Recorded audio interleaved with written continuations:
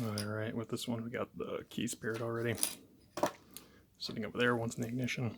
Here's the security indicator. Ignition's gonna go on. Security light goes out.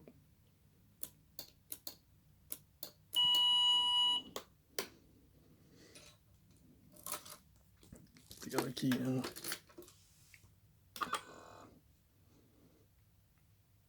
Security light goes out. It's gonna beep. I'm gonna hit the throttle pedal.